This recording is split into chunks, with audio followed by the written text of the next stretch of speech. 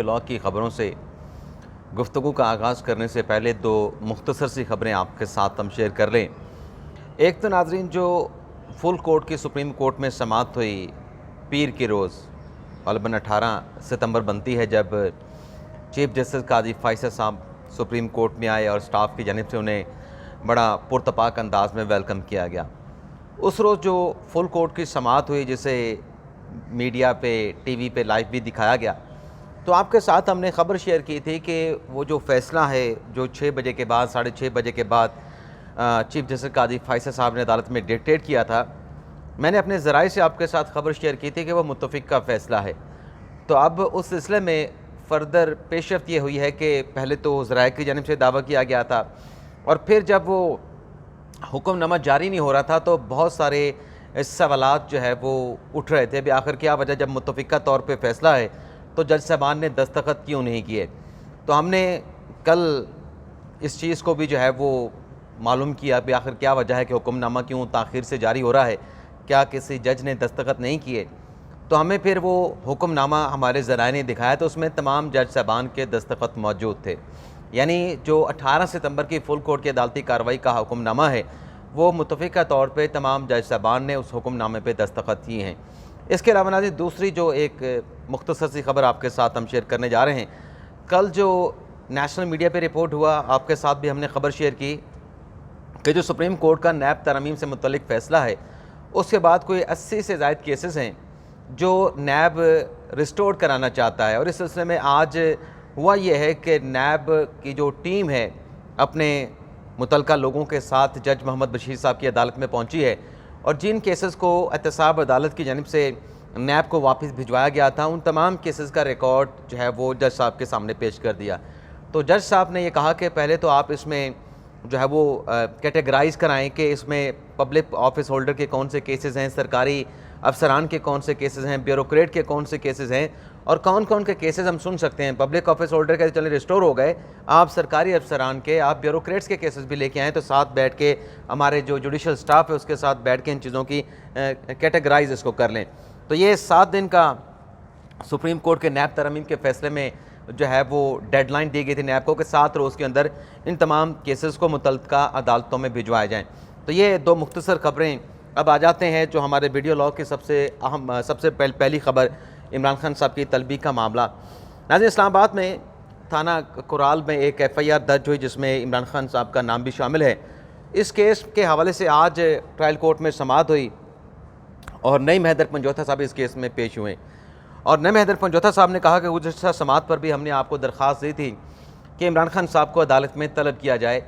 नईम पंजोथा साहब ने कहा कि यहाँ पे अदालत में जो प्रोसिक्यूशन साइड है या जो पुलिस के मुतल्लिक़ा हुकाम है, वो बहाने तराशते हैं, बहाने बनाते हैं कि इमरान खान साहब को अदालत में लाना, अदालत में प्रोड्यूस करना सिक्योरिटी रिस्क है। माजी में भी नईम पंजोथा साहब ने कहा कि इमरान खान साहब इस अदालत में पेश हो चुके हैं, तो अब भी उन्हें अगर आप पेश करने का हुक्म देंगे तो सिक्योरिटी के इंतज़ामात करना इंतज़ामिया का काम है। अब यहाँ पे मामला क्या है, मज़ीद केस में हुआ क्या, उसकी डिटेल बताने से पहले अब आप थोड़ा सा रिमाइंड करें, रिकॉल करें कि जब इमरान खान साहब गिरफ़्तार नहीं हुए थे, यही खान साहब के वकला अदालत में ठहर के कहा करते थे कि खान साहब को तो सिक्योरिटी थ्रेट है, खान साहब तो नहीं पेश हो सकते, खान साहब के लिए ये कर दें, वो कर दें, या खान साहब को इस्तिस्ना दे दें। अब चूँकि खान साहब जेल में हैं तो अब ये इस तरह का अदालत में आकर स्टेटमेंट देते हैं, दलाइल देते हैं। मैं दलाइल को गलत नहीं कह रहा, मैं सिर्फ हक़ाइक़ आपके सामने रख रहा हूँ कि जब सूरत हाल चेंज होती है, आप जब टेबल के एक साइड से उठ के दूसरी साइड पर आते हैं तो आपकी चीज़ें, आपके दलाइल भी बदल जाते हैं। इसी तरीके से नाज़रीन हमारी हुकूमतें भी चलती हैं। अभी आप देखें कि जब बिजली की कीमतों में इजाफा हुआ, बड़े बड़े बिल आए लोगों के, तो लोग चीखने चिल्लाने लगे। तो निगरान हुकूमत थी, तो नून लीग के वज़रा जो बिजली की कीमतों में इजाफा करके गए थे, वो क्या कहने लगे कि वाकई लोगों के बिल बहुत ज़्यादा हैं, इस पर निगरान हुकूमत को IMF के साथ बात करनी चाहिए। बिग निगरान हुकूमत तो जब बात करेगी सो करेगी, आप जो इजाफा करके गए उस वक्त आपने क्या IMF के साथ नहीं बात करनी थी। तो ये हमारी, आप यूँ कह लें कि हमारे निज़ाम का एक अलमिया है कि जब आप इक़्तिदार की सीट पे होते हैं तब आपका और स्टेटमेंट होता है, जब आप इक़्तिदार की सीट से उतर के दूसरी तरफ आते हैं तब आपके और बयानात होते हैं, जब आप बिल्कुल आज़ाद होते हैं तब आप और किस्म के बयानात, और किस्म का मौक़िफ़ होता है कि मुझे कोई छू भी नहीं सकता, और जब आप कन्फाइन हो जाते हैं, गिरफ़्तार हो जाते हैं, तब आप और तरह की बातें करते हैं। अल्लाह करें ये चीज़ें जो कंट्राडिक्शन हमारे किरदार में होती है अच्छे बुरे वक्तों में, ये चेंज हो गया तो इंशाल्लाह पाकिस्तान भी चेंज होगा। तो जज साहब ने कहा कि इमरान खान साहब किधर हैं? इंतज़ार पंजोता साहब से पूछा कि अटक जेल में हैं? तो पंजोता साहब ने कहा कि बिल्कुल अटक जेल में हैं। तो जज साहब ने कहा कि ये कोई इतना मामूल आम बात नहीं कि इमरान खान साहब को तलब करना, इसके लिए आप बाकायदा तौर पर दरख्वास्त दें और हम आपकी दरख्वास्त के ऊपर नोटिस जारी करेंगे। यानी जज साहब ने इंदिया दे दिया कि पहले तहरीरी दरख्वास्त लेके आएँ जज नवीद खान साहब ने, फिर उसके ऊपर नोटिस प्रेमा पेशी जो है वो जारी किया जाएगा। इसके अलावा नाज़रीन, इमरान खान साहब ने आज जो साइफ़र का उनके ख़िलाफ़ केस है उसमें भी एक तहरीरी दरख्वास्त दी है, जिसमें इमरान खान साहब ने अपने वकला के साथ मुलाकात की ख्वाहिश का इजहार किया है। ये तहरीरी दरख्वास्त जज अबुल हसन ज़ुल्करनैन साहब को दी गई, जिसमें कहा गया कि नईम हैदर पंजोता से मुलाकात करनी है, लतीफ़ खोसा से करनी है, सुमैर खोसा से करनी है, सलमान अकरम राजा के साथ करनी है, और तो इन डॉक्टर आसिम यूसुफ के साथ करनी है। तो जज साहब ने अबुल हसन ज़ुल्करनैन साहब ने इस दरख्वास्त की मंजूरी दे दी है और इमरान खान साहब को अपने इन वकला के साथ जिनके नाम उन्होंने भिजवाए हैं इनके साथ मुलाकात करने की इजाज़त दे दी है। इसके अलावा नाज़रीन, बुशरा बीबी साहिबा जिन्होंने स्टेटमेंट दिया जाके इन्वेस्टिगेशन के दौरान जो उनके ख़िलाफ़ जाली रसीदों का मामला था तोशा खाना का, उसमें उनको एक ऑडियो सुनाई गई। उस ऑडियो को डिसऑन किया बुशरा बीबी साहिबा ने, लेकिन FIA ने कहा कि नहीं, हमें तो बुशरा बीबी साहिबा की गिरफ़्तारी दरकार है, मतलूब है, क्योंकि हमने इनकी वॉइस मैचिंग में करवानी है। तो उस पर यह हुआ कि बुशरा बीबी साहिबा ने FIA ने अपनी कार्रवाई जारी रखी, तो बुशरा बीबी साहिबा ने इस्लामाबाद हाई कोर्ट से रिजू कर लिया। इस्लामाबाद हाई कोर्ट ने उस पर नैब को नोटिस करके जवाब तलब किया। साथ में इस्तदा ये की लतीफ़ खोसा साहब ने कि FIA को कार्रवाई से रोक दें। तो अब बाबर सत्तार साहब ने कहा था कि अगर आप मुझे ये कहते हैं ना कि मैं ये ऑर्डर कर दूं कि FIA कानून के मुताबिक कार्रवाई करे, तो ये तो ऑर्डर आपको फ़ायदा नहीं देगा। बहरहाल मैंने नोटिस कर दिया है, नोटिस पे पहले FIA का जवाब आने दें। अब ये हुआ है कि ये मुकदमा 30 सितंबर को समाअत के लिए मुकर्रर है और बुशरा बीबी साहिबा अपने वकील की वसातत से उन्होंने इस्लामाबाद हाई कोर्ट में एक दरख्वास्त दायर की है, जिसमें यह कहा गया कि चूँकि मामला इस्लामाबाद हाई कोर्ट में ज़ेर अल्तवा है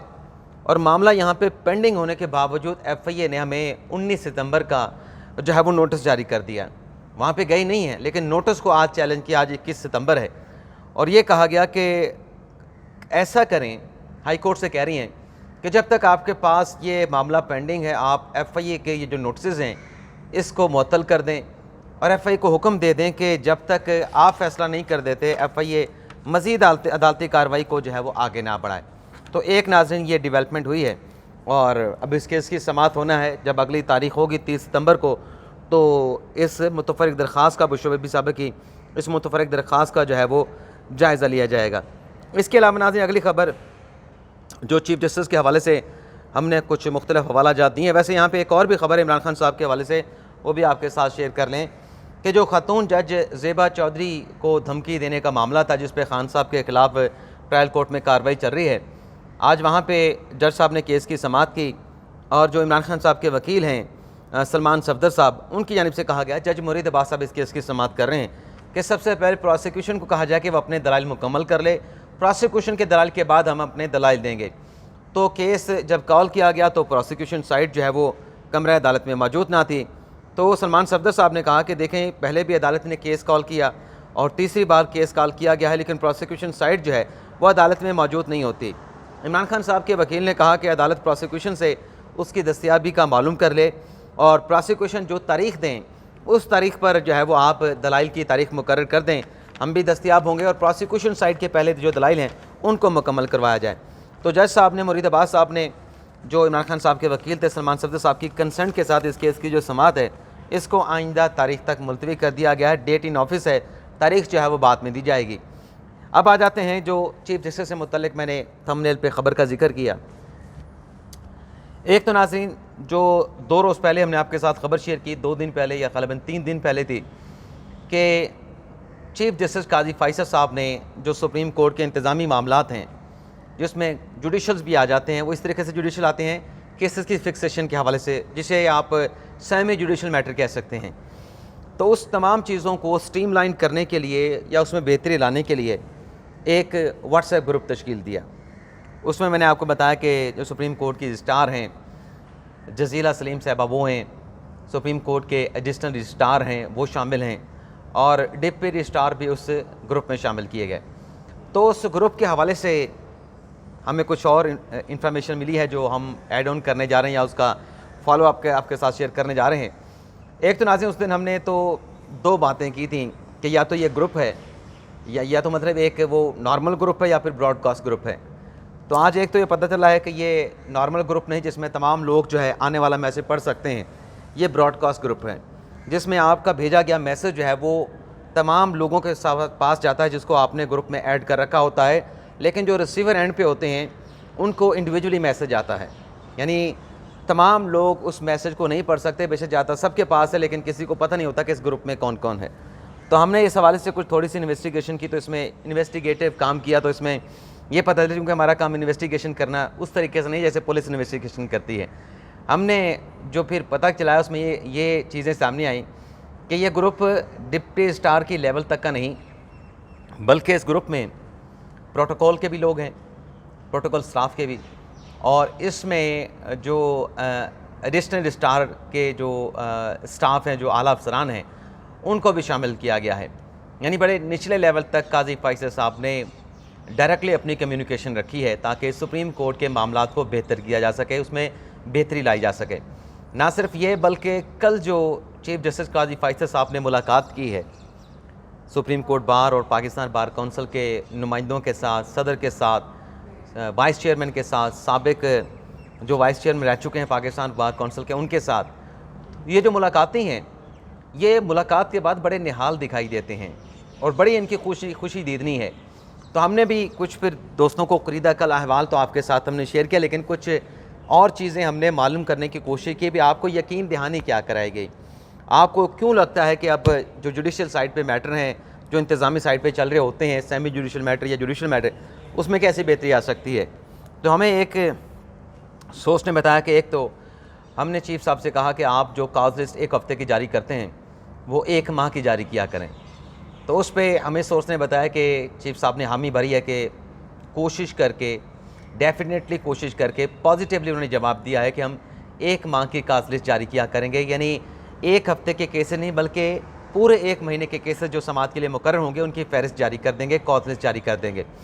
और फिर उसमें वकील ने कहा कि जजेस का रोस्टर भी आप 1 माह का जारी कर दिया जाए, क्योंकि एक मरतबा जो केस पार्ट हेड हो जाता है, दूसरी मरतबा जब वो केस बेंच के सामने लगता है तो बेंच चेंज हो जाता है।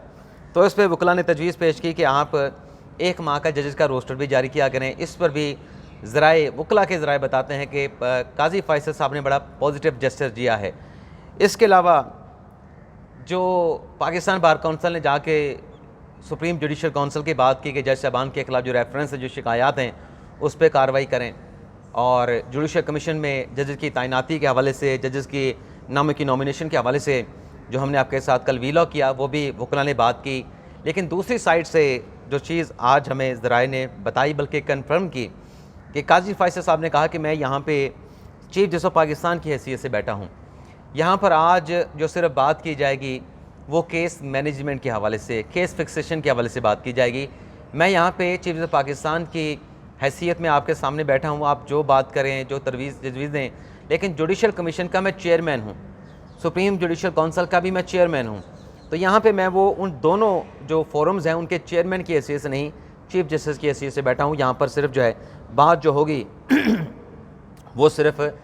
केस की मैनेजमेंट के हवाले से होगी, केस की फिक्सेशन के हवाले से होगी। लेकिन इस सारी 2-2.5 घंटे की मुलाकात को हमने जितने भी वकील के साथ मुलाकात की जो कल की इस मुलाकात में मौजूद थे, उन्होंने बड़ा पॉजिटिव करार दिया। इवन के जिन्हें हम देखा करते थे कि काजी फैसल के साथ नहीं होते थे, कल वो भी खुश थे कि काजी फैसल साहब ने हमारी बातें सुनी, बड़े तहम्मुल के साथ सुनी, हम यकीन दहानी की, हमारे साथ लाइटर नोट में भी बातें करते रहे। यानी जब ये बात की, एक लाइटर नोट के हवाले से मुझे बात याद आ गई कि जब एहसन भून साहब ने और तारड़ साहब ने बात की जुडिशल कौंसिल के हवाले से या जुडिशल कमीशन के हवाले से, तो इस पर काजी फैसल बल्कि जुडिशल कमीशन के हवाले से कि जजेस की तैनाती और नॉमिनेशन वगैरह,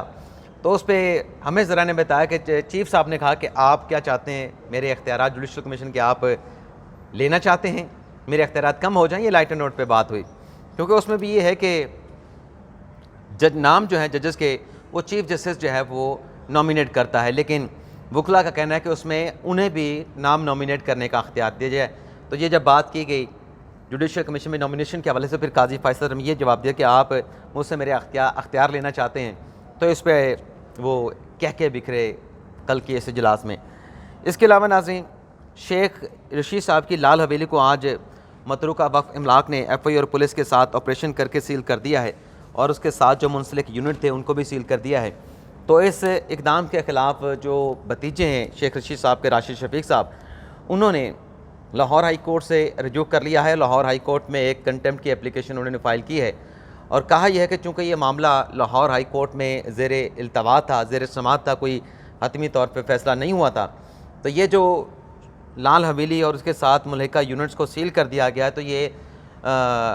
लाहौर हाई कोर्ट के हुक्म की खिलाफ वर्जी की गई। तो लिहाजा जो मुतलका लोग हैं मतरूका वक्फ इमलाक के, उनके खिलाफ कंटेम्प्ट की कार्रवाई की जाए। तो कल जस्टिस जवाद हसन साहब इस केस की समाअत करने जा रहे हैं, कल जुमे के रोज़। तो जो भी डेवलपमेंट होगी और आज के दिन के जो बाकी जो घंटे रह चुके उसमें भी जो भी हैपनिंग्स होंगी उसकी तफसीलात भी आपके साथ हम शेयर करेंगे। जाते जाते जिन दोस्तों ने चैनल सब्सक्राइब किया है उनका शुक्रिया, जिन्होंने नहीं किया वो कर लें और बेल आइकॉन का बटन प्रेस करें और लाइक का बटन ज़रूर प्रेस करें। इजाज़त चाहते हैं, अल्लाह।